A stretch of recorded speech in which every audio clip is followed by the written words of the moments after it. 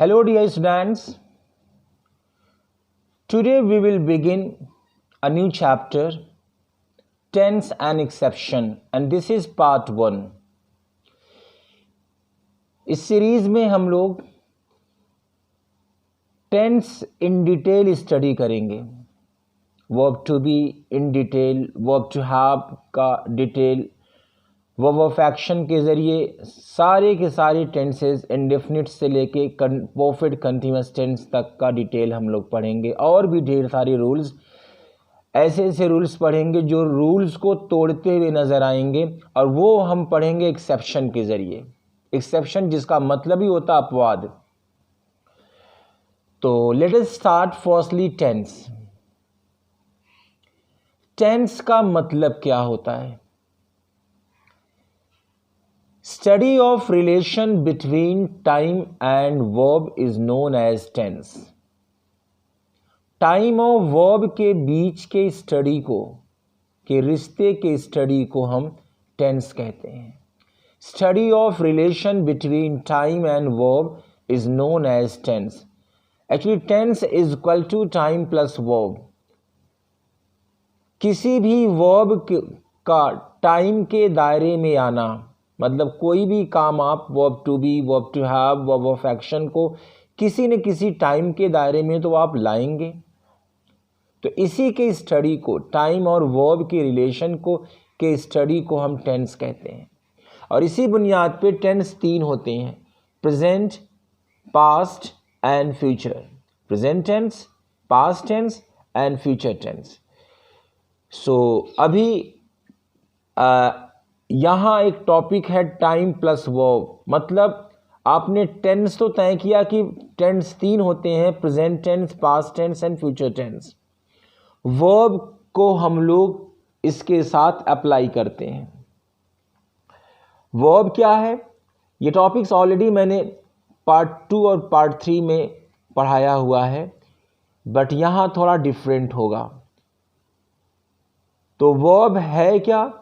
This is a part of parts of speech which gives complete information of noun concerning its existence, possession and action. Parts of speech 8 होते हैं: noun, pronoun, verb, adjective, adverb, preposition, conjunction and the last one is interjection. उसी में इन 8 part में एक part है verb.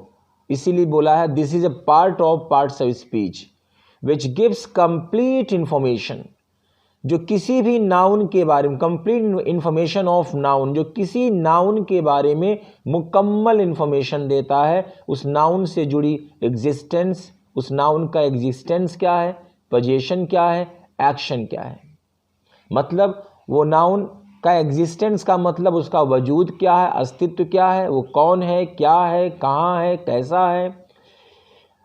Position, उसके पास है क्या, उसके पास कितनी गाड़ियाँ हैं, कितने घर हैं, कितने बंगले हैं, कितनी परेशानियाँ, ये सिर्फ पोजीशन में सीखेंगे. और वो करता क्या है, एक्शन. तो ये सारी इंफॉर्मेशन किसी भी नाउन के बारे में देने वाले को हम बोलते हैं वर्ब. वर्ब को 2 हिस्सों में हम, इसके काइंड्स 2 होते हैं: non finite verb and finite verb.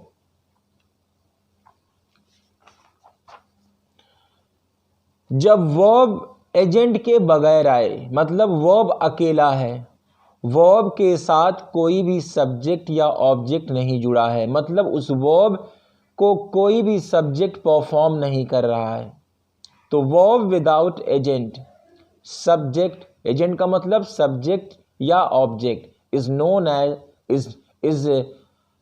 as non-finite verb, means is non-finite verb. लेकिन उस वर्ब को अगर कोई नाउन परफॉर्म, सब्जेक्ट के शक्ल में, ऑब्जेक्ट के शक्ल में परफॉर्म करना शुरू कर दिया, तो अब वही वर्ब अब बन जाएगा फाइनाइट. तो verb with agent is finite verb. Agent का मतलब सब्जेक्ट या ऑब्जेक्ट. तो नॉन फाइनाइट एक पूरा एक चैप्टर है. नॉन फाइनाइट दिखने में वर्ब जैसे होते हैं, बट ये नाउन और एडजेक्टिव का काम करते हैं. ये 3 होते हैं: पार्टिसिपल, जीरेंड, इन्फिनिटिव. पार्टिसिपल एडजेक्टिव का काम करता है, जीरेंड और इन्फिनेटिव नाउन का काम करते हैं। इनका डिटेल नो डाउट जब मैं हम लोग फाइनाइट वर्ब पढ़ लेंगे उसके बाद definitely we will study non finite verb in detail. But अभी few example I have written here. To err is human, गलती करना इंसानी फितरत है। ये टू एयर यही नॉन फाइनाइट में इन्फिनेटिव है, फुल इन्फिनेटिव है। टू एयर इज ह्यूमन और इन्फिनेटिव एक नाउन का काम करता है, तो यहाँ to err is human, to err subject है, नाउन का काम, नाउन है सब्जेक्ट का काम कर रहा है। I can't make you understand, मैं तुम्हें समझा नहीं सकता। यहाँ अंडरस्टैंड जो वर्ब जैसा दिख रहा है एक्चुअली ये बेयर इन्फिनेटिव है। In detail definitely we will study. अभी आप सिर्फ इसकी हिंदी मीनिंग लिख लीजिए। टू एयर इज ह्यूमन, गलती करना इंसानी फितरत है। I can't make you understand, मैं आपको समझा नहीं सकता। Teaching is my cup of T, पढ़ाना मेरा शौक है। टीचिंग इस वक्त जीरेंड है, टीचिंग जो है इस वक्त जीरेंड का काम कर रहा है और ये भी जीरेंड एक नाउन की तरह काम करता है, इसलिए यहाँ सब्जेक्ट के तौर पे यूज हुआ है। I want purchase stolen watch, मैं चोरी की घड़ी नहीं खरीदूंगा। We saw you crossing the road, हमने तुम्हें रोड क्रॉस करते हुए देखा। एक्चुअली नॉन फाइनाइट वर्ब किसी भी सेंटेंस में जब आते हैं तो वर्ब का काम नहीं करेंगे, वो या तो नाउन का काम करेंगे या तो एडजेक्टिव का काम करेंगे, बाकी इन डिटेल बाद में। और फाइनाइट वर्ब ऐसे वर्ब जब वर्ब किसी सब्जेक्ट या ऑब्जेक्ट से जुड़ जाते हैं तो वो फाइनाइट वर्ब कहलाते हैं और फाइनाइट वर्ब ही रियल वर्ब होता है। यही किसी सेंटेंस में वर्ब का काम करते हैं, ये नाउन या एडजेक्टिव का काम बिल्कुल नहीं करते हैं। मतलब जब वर्ब अकेला हो, किसी नाउन या किसी सब्जेक्ट या ऑब्जेक्ट के दायरे से बाहर हो, मतलब उसे कोई परफॉर्म नहीं कर रहा हो, तो उसे हमने क्या बोला, नॉन फाइनाइट। और नॉन फाइनाइट किसी भी सेंटेंस में जब एंट्री करते हैं तो कभी भी वर्ब का काम नहीं करते, वो या तो नाउन का काम करते हैं या फिर एडजेक्टिव का करते हैं, जिसमें पार्टिसिपल एडजेक्टिव का काम करता है, जीरेंड और इन्फिनेटिव नाउन का काम करते हैं। लेकिन जब वर्ब किसी नाउन मतलब सब्जेक्ट या ऑब्जेक्ट के जरिए परफॉर्म होता है तो डेफिनेटली किसी भी सेंटेंस में वर्ब का काम करेगा और वो तीन हिस्सों में, उसके काइंड्स तीन हैं, verb to be, verb to have, verb of action. और हमने वर्ब का पूरा चार्ट ही आप लोग को पार्ट 3 में पढ़ाया है, मीन्स वर्ब ऑफ एक्शन के काइंड्स, बट डिटेल यहाँ पढ़ेंगे। अभी शुरुआत करने जा रहे हैं हम लोग verb to be in detail.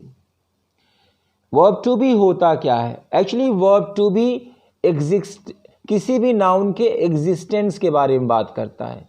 Verb to have किसी भी नाउन के पोजीशन के बारे में बात करता है और वर्ब ऑफ एक्शन किसी भी नाउन के काम के बारे में बात करता है कि वो नाउन क्या कर रहा है, क्या कर सकता है, क्या करेगा। तो अभी हम लोग वर्ब टू बी के बारे में शुरू करते हैं। Let us start the definition of verb to be. अगर आपसे किसी ने पूछ लिया वर्ब टू बी होता क्या है एग्जैक्टली, तो बोलिए it shows existence of noun. ये किसी भी नाउन के एग्जिस्टेंस को शो करता है, वो नाउन जो सेंटेंस या क्लॉज में इस वक्त सब्जेक्ट का काम कर रहा है, सब्जेक्ट ऑफ क्लॉज या सेंटेंस, कि वो नाउन कौन है, क्या है, कहाँ है, कैसा है। Construction of sentence having verb to be, sentence बनते कैसे हैं वर्ब टू बी के, यहां हम लोग ये सीखेंगे। और सबसे पहली शुरुआत है सब्जेक्ट कौन है या क्या है। अगर ये बात उठती है तो यही कंस्ट्रक्शन आप याद कर लेना, subject plus verb to be plus noun. Subject plus verb to be plus noun किस सेंस में आएगा? जब ये पूछा जाए वो सब्जेक्ट कौन है या क्या है, कौन है या क्या है लगाओगे तो नाउन ही का जिक्र होगा। अब वर्ब टू बी एक टाइटल है, एक टैग है। प्रेजेंट टेंस में इज एम आर के नाम से जाना जाता है, पास्ट टेंस में वॉज वर के नाम से, और फ्यूचर टेंस में विल बी और शैल बी के नाम से जाना जाता है। इज सिंगुलर के साथ, एम आई के साथ, आर प्लूरल सब्जेक्ट के साथ यूज होता है प्रेजेंट के लिए। पास्ट में आते हैं, वॉज सिंगुलर और आई के साथ यूज होता है, सिंगुलर सब्जेक्ट और आई के साथ यूज होता है, वर्ब प्लूरल सब्जेक्ट के साथ यूज होता है। विल बी शैल बी में यहां सिंगुलर और प्लूरल का रूल नहीं चलता है। यहां पर हम लोग फॉर्मल और इनफॉर्मल यूज ऑफ सब्जेक्ट देखते हैं। आई और वी के साथ फॉर्मल मूड में शैल का यूज होता है, बाकी सब के साथ ही, शी, दे, इट सब के साथ विल का यूज होता है। इस चार्ट का डिटेल हम लोग ऑलरेडी वर्ब टू बी जब कंसाइज वे में पढ़ रहे थे तो वहां पर दिया है हमने, you can study there. Example, that is Ram. आप लोग से ये जरूर बोलूंगा कि हिंदी जरूर लिखिएगा इसकी, आप कभी कंफ्यूज नहीं होंगे। दैट इज राम, वो राम है। राम कोई बंदा दूर खड़ा है और आप इशारा करके बता रहे हो कि वो राम है। एक्चुअली दैट डिमॉन्स्ट्रेटिव प्रोनाउन है। डिमॉन्स्ट्रेटिव प्रोनाउन में दिस, दैट, दीज, दोज आते हैं डिमॉन्स्ट्रेट करने के लिए, दिखाने के लिए किसी नाउन को। अगर करीब है बंदा तो बोलेंगे दिस इज राम, और दूर है तो दैट इज राम, और दीज और दोज प्लूरल जब सब्जेक्ट होगा तो वहां यूज होगा। He is doctor, you can see that is Ram में दैट सब्जेक्ट है और subject plus verb to be plus noun, noun मतलब राम यहाँ है, तो that is Ram. He is doctor, यहां फिर देख सकते हैं वो डॉक्टर है। वो क्या है, वो कौन है, राम है, दैट इज राम। वो क्या है, ही इज डॉक्टर। सब्जेक्ट कहां है, मतलब यहां जब कहां है तो डेफिनेटली प्रीपोजिशन आएगा, subject plus verb to be plus preposition plus noun. He is in hospital, आप देख सकते हैं वो हॉस्पिटल में है। में, इन, यही आपका प्रीपोजिशन है। जब पोजीशन बताना होगा तो वहां प्रीपोजिशन आ जाएगा। ही is in hospital, I am at home, मैं घर पर हूं। वी आर विद यू, हम आपके साथ हैं। जब इस तरह की बातें आती हैं तो ये कंस्ट्रक्शन हमेशा याद रखना कि जब प्रीपोजिशन का भी, जब किसी भी नाउन की पोजीशन बतानी हो तो वहां उस नाउन के पहले हम क्या लगाते हैं, preposition. Subject plus verb to be plus preposition plus noun. He is in hospital में आप देख लीजिए, हॉस्पिटल के पहले इन लगा है, मीन्स प्रीपोजिशन। उसकी पोजीशन क्लियर हो रही है कि वो कहाँ पर है। आई एम एट होम, मैं घर पर हूँ, मेरी पोजीशन क्लियर हो रही है कि मैं कहाँ पर हूँ। तो एट प्रीपोजिशन है, होम के पहले आया है, नाउन के पहले आया है। और इसके अलावा ये जो कंस्ट्रक्शन है, ऐसा भी हो सकता है कि प्रीपोजिशन प्लस नाउन का कॉम्बिनेशन ना हो, एडजेक्टिव प्लस नाउन का कॉम्बिनेशन हो, उसके पहले भी प्रीपोजिशन आ सकता है। जैसे they are in better condition, वो बेहतर हालत में हैं।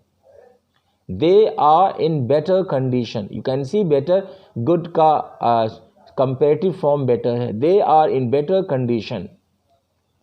She is in critical situation, वो क्रिटिकल सिचुएशन में है। आप क्रिटिकल सिचुएशन को आप, एक फ्रेज आता है टाइट कॉर्नर, आप वो भी लिख सकते हैं, she is in tight corner.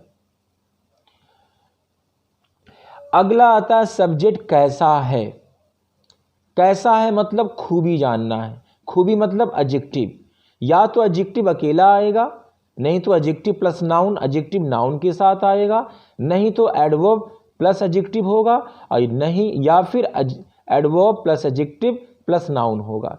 तो you can see here subject plus verb to be plus adjective, oblique, oblique का मतलब अथवा, oblique adjective plus noun, oblique adverb plus adjective, oblique adverb plus adjective plus noun. यहाँ किसी भी subject की खूबी के बारे में बात की जा सकती है। वो खूबी सिर्फ एडजेक्टिव ही तय करेगा। तो एडजेक्टिव का आना कंपलसरी है इस तरह के सेंटेंस में। या तो एडजेक्टिव अकेला आएगा, नहीं तो एडजेक्टिव प्लस नाउन होगा, नहीं तो एडवर्ब प्लस एडजेक्टिव होगा, और या फिर adverb plus adjective plus noun होगा। एग्जाम्पल, हिंदी सेंटेंस हिंदी जरूर लिखिएगा। यू आर रोग, तुम दुष्ट हो। रोग यहां एडजेक्टिव है, अकेला आया है। यू आर डिसऑनेस्ट पर्सन, यहां पर आप देख सकते हैं एडजेक्टिव प्लस नाउन है। डिसऑनेस्ट प्लस पर्सन, मतलब डिसऑनेस्ट एडजेक्टिव है, पर्सन नाउन है। You are dishonest person. I am very angry, मैं बहुत नाराज हूं। यू आर डिसऑनेस्ट पर्सन, तुम बेईमान इंसान हो। आई एम वेरी एंग्री, मैं बहुत नाराज हूं। वेरी एडवर्ब है, एंग्री एडजेक्टिव है। She is very kind hearted person, you can see here she is very adverb है, काइंड हार्टेड एडजेक्टिव है, और पर्सन नाउन है। यहां तीनों आ गए एक साथ। She is very kind hearted person. Adjective होना कंपलसरी है। या तो एडजेक्टिव अकेला आएगा, या तो एडजेक्टिव प्लस नाउन होगा, या तो एडवर्ब प्लस एडजेक्टिव होगा, या तो क्या होगा, adverb plus adjective plus noun होगा। She is very kind hearted person, वो बहुत दयालु इंसान है।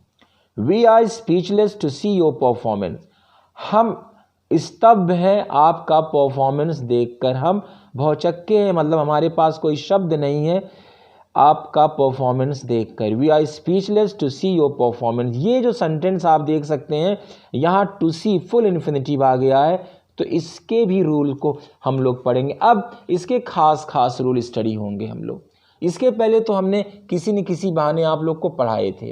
You can see here use of full infinitive to plus main verb. Full infinitive non finite, जो नाउन का काम करता है। In the sentence of verb to be, verb to be के सेंटेंस में फुल इन्फिनिटिव की एंट्री कैसे होती है। I am ready to move, मैं चलने को तैयार हूं। रेडी ये एडजेक्टिव फॉर्म है। She is there to protest me, there adverb है। She is there to protest me, वो वहां है मेरा विरोध करने के लिए। मेरा विरोध करने के लिए वो वहां पर है। None is here to support me, मुझे सपोर्ट करने के लिए यहां कोई नहीं है। हियर भी यहां एडवर्ब है। It's not time to complain, शिकायत करने का वक्त नहीं है। It's not time to complain, यहां टाइम नाउन है। तो आप देख सकते हैं रेडी एडजेक्टिव है, देयर एडवर्ब है, हियर एडवर्ब है, टाइम नाउन है।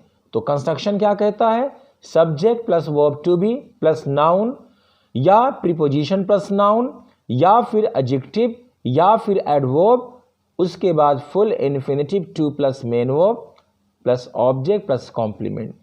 कुछ ऐसे सेंटेंस आपको अभी नजर आएंगे जिसमें वर्ब टू बी के बाद ना तो नाउन आएगा, ना तो एडवर्ब आएगा, ना ही एडजेक्टिव आएगा, सीधे सीधे फुल इन्फिनिटिव आएंगे, और वो भी वर्ब टू बी वाले सेंटेंस कहलाएंगे। एग्जाम्पल आप देख सकते हैं, I am at home to look after mother, माँ की देखभाल करने के लिए मैं घर पर हूँ।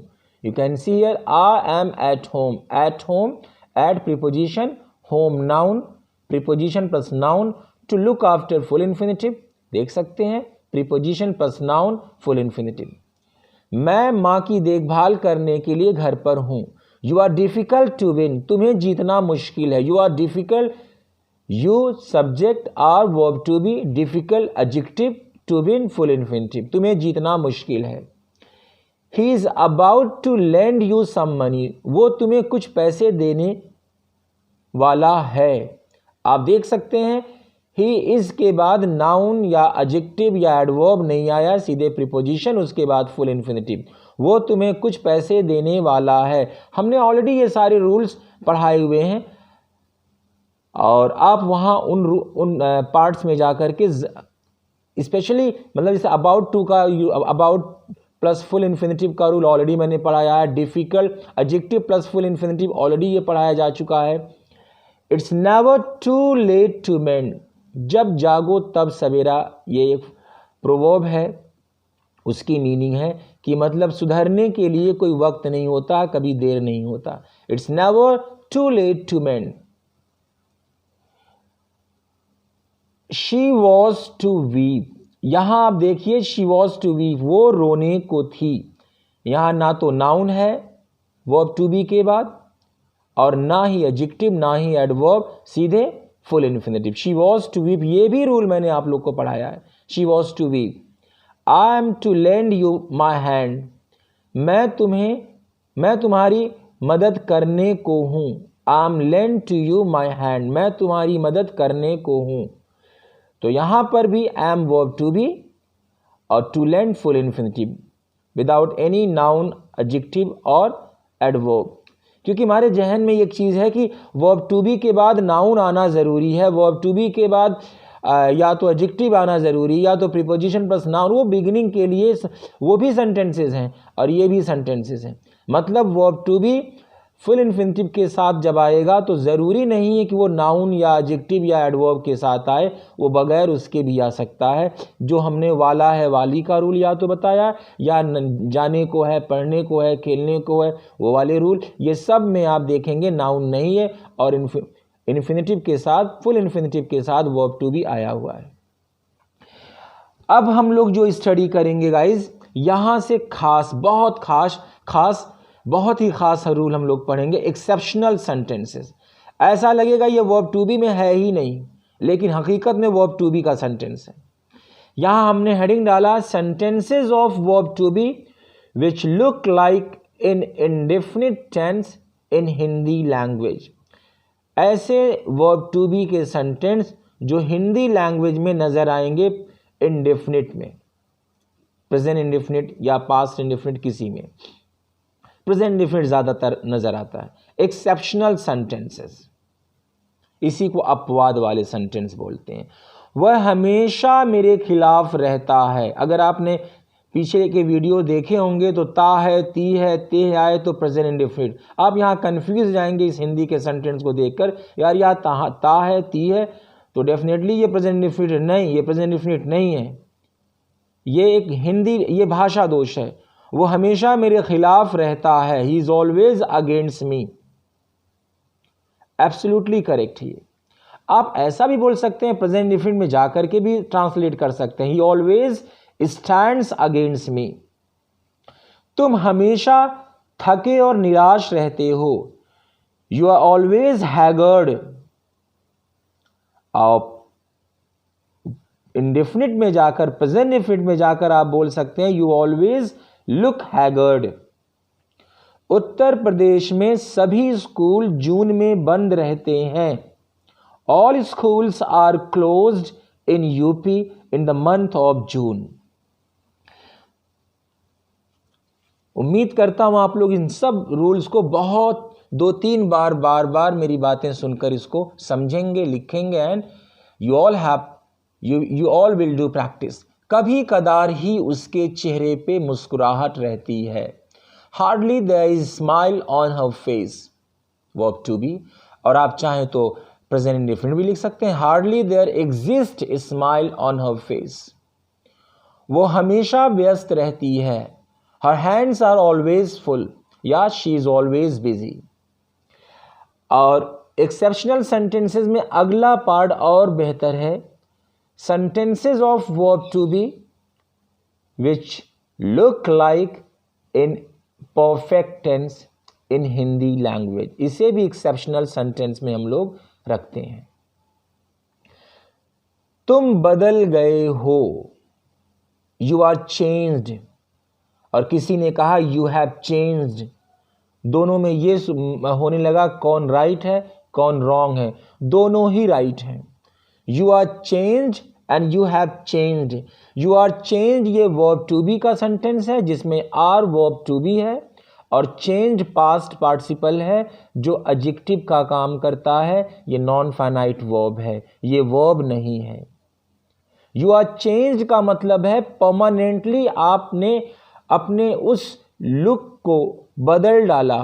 जैसे आपको कुछ भी ना आ रहा हो इंग्लिश में, और इंग्लिश आप जानते ना हो, और एक वक्त गुजरे और एक बंदे ने आपके उस लुक को देखा हो और एक वक्त गुजरा हो, आप पूरी तरीके से बदल चुके हो। Now you are very capable to talk in English, और आप पूरी तरीके से अब बदल चुके हैं। मतलब आपका फेज ही चेंज हो चुका है, एक ग्रेट लेवल पे ट्रांसफॉर्मेशन हुआ हो आपका। तो अब उस वक्त आप सामने वाला बोलेगा यू आर चेंज्ड यार, तुम पूरी तरीके मतलब कि बदल चुके हो। मतलब ये बदलना अब आपकी घटना नहीं है, ये टोटल एक खूबी बन चुकी हो। You are changed. लेकिन यू हैव चेंज्ड का मतलब कोई घटना आपने सुना और वो आपको अजीब सा लगा और आपका चेहरा उतर जाए और आप थोड़ा सा अजीब तरह बिहेव करने लगो, उस वक्त अगर कोई बोले यू हैव चेंज्ड, तुम बदल गए, तो ये इस वक्त प्रेजेंट परफेक्ट में रहेगा। दोनों ही सेंटेंस करेक्ट हैं। बट परमानेंटली चेंज हो गया, पूरा फेज ही चेंज हो गया, लोकेशन ही चेंज हो गया, पोजीशन ही चेंज हो गया, टोटल चेंज हो गया, परमानेंट चेंज, तो उस वक्त हम लोग यू आर चेंज्ड बोलेंगे। टेम्पररी बेस में इवेंट्स के हिसाब से आप चेंज हुए तो यू हैव चेंज, ये प्रेजेंट परफेक्ट है। जैसे वो जा चुका है, वह जा चुका है, अगर आपको ट्रांसलेट करने के लिए कहा जाए तो आप बोलेंगे ही हैज़ गॉन, जबकि ही इज गॉन भी राइट है। ही इज गॉन की बहुत भारी भारी मीनिंग है।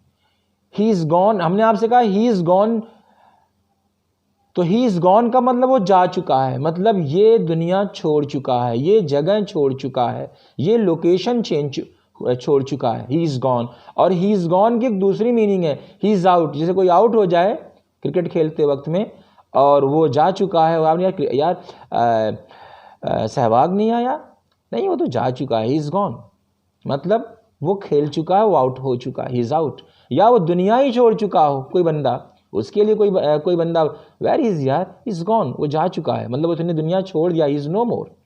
तो he is not here, he is gone का मतलब he is not here permanently, he has left the place और location and he settle down somewhere, वो कहीं सेटल हो चुका है, चाहे वो सेटलमेंट स्वर्ग में ही क्यों ना हो। जैसे हमने आपसे कहा वो जा चुका, मुंबई जा चुका है, और आपने बोल दिया he is gone to Mumbai, तो इसका मतलब ये है कि वो ये जगह परमानेंटली छोड़ चुका है, वो यहाँ बिल्कुल नहीं आता है, वो मुंबई में सेटल हो चुका है, he is gone to Mumbai. लेकिन अगर आपने कहा he has gone to Mumbai, इसका मतलब है वो मुंबई गया है, मतलब अभी अभी वो गया है, पता नहीं पहुंचा है कि नहीं पहुंचा है, रिसेंटली अभी हाल ही वो सेटल हुआ है कि नहीं से मुझे कुछ नहीं पता।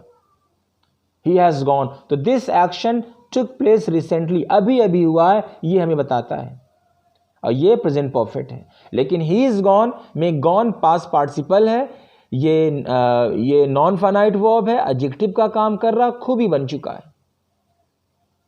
तो बोथ सेंटेंस आर करेक्ट। मेरा मोबाइल खो गया है, अब मेरा मोबाइल खो, अगर आप बोलते माय मोबाइल हैज़ लॉस्ट, मेरा मोबाइल खो गया है, मतलब आपके सामने नजर आ रहा है खोए हुए, लेकिन ये पता ही नहीं कब खो गया, मुझे पता ही नहीं चला। अब बोलेंगे my mobile is lost, my mobile is lost. बर्फ पिघल चुका है, the snow is melted, the snow is melted का मतलब अब वो स्नो पानी बन चुका है, अब वो वापस स्नो में नहीं आएगा, परमानेंट वो चेंज हो चुका है। द स्नो इज मेल्टेड, ये मेल्टेड, और ये पैसिव नहीं है बच्चों, ये पैसिव बिल्कुल नहीं है। मेल्टेड ये आपका पास्ट पार्टिसिपल है, नॉन फाइनाइट है, एडजेक्टिव का काम कर रहा है। जैसे हम लोग एडजेक्टिव को खूबी के तौर पे यूज करते हैं, वैसे ये पास्ट पार्टिसिपल एडजेक्टिव का काम कर रहा है। द स्नो इज मेल्टेड, उसने अपना फेज ही चेंज कर लिया। पेड़ गिर गया है, ट्रीज फॉलन। तो इस तरीके से हम लोगों ने आज खासकर एक्सेप्शनल सेंटेंसेस के बहाने वर्ब टू बी को और बेहतर तरीके से पढ़ा, और some more sentences of verb to be, इसकी हिंदी जरूर लिखिएगा। आई एम नॉट योर्स, मैं तुम्हारा नहीं हूं। आर्ट यू माइन, क्या आप मेरे नहीं हैं। दिस इज योर सेइंग, ये आपका कहना है। दिस इज हिज डूइंग, ये उसकी करतूत है। टुडे इट्स कोल्ड, आज ठंड है। इट का यूज मैंने ऑलरेडी आपको रूल प्रीपोजिशन इट में पढ़ाया है। टुडे इट्स संडे, आज संडे है। Yesterday it was my birthday, कल मेरा जन्मदिन था। यू आर ऑन मिस्टेकन, तुम गलत हो। यू आर रॉन्ग भी आप बोल सकते हैं और आप यू आर ऑन मिस्टेकन भी बोल सकते हैं। दिस इज मोहम्मद अदी खान। अदी अगर खुद को कोई बच्चा या कोई आदमी है अपने आप को इंट्रोड्यूस करना चाह रहा है, किसी से कराना चाह रहा है, तो बोले दिस इज मोहम्मद अदी खान। और अगर हम उस बंदे को भी इंट्रोड्यूस कराएं तो भी यही बोलेंगे दिस इज मोहम्मद अदी खान। खुद इंट्रोड्यूस करें तो भी और दूसरा बंदा कर रहा है तो भी दिस इज मोहम्मद अदी खान। और ये बहुत ही फॉर्मल इंट्रोडक्शन माना जाता है। माई सेल्फ इज मोहम्मद अदी खान ये इनफॉर्मल माना जाता है। आई एम मोहम्मद अदी खान ये भी फॉर्मल है। दे आर ऑन वे, वो वे रास्ते में हैं। आई एम ऑन टाइम, मैं वक्त पर हूं। आई एम नॉट सेटिस्फाइड, मैं संतुष्ट नहीं हूं। We are not your pet, हम आपके पालतू नहीं हैं। शी इज अलाइव, वो जिंदा है। ही इज डेड, वो मर चुका है। सो गाइज आई होप आप लोगों ने बहुत एंजॉय किया होगा, खासकर एक्सेप्शनल रूल्स को। Take care, thank you so much.